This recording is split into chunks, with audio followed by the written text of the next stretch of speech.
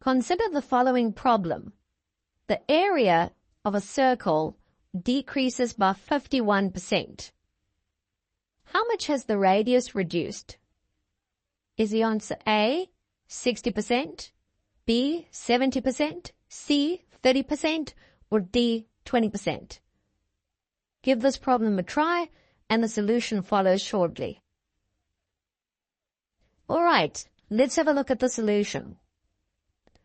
Now we know that the area of a circle is given by area equals pi r squared, and we are told that the area has been reduced by 51%, meaning the new area is 0.49 times the old area. Let's denote the new radius by r1. So the new area is pi r1 squared, which is equal to 0.49 times the old area, which is just equal to 0.49 times pi times r squared. So let's solve for r1. We know that pi r1 squared is equal to 0.49 pi r squared. So removing the 0.49a, we get pi r1 squared equals 0.49 pi r squared.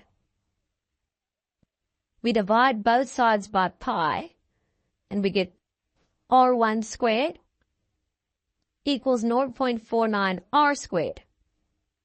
Taking the square root of both sides, we have the square root of r1 squared equals the square root of 0.49 r squared, which gives r1 is equal to 0.7 r.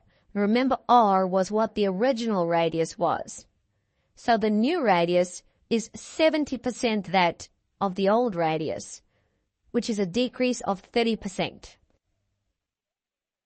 So going back to the original problem, if the area of a circle decreases by 51%, how much has the radius decreased?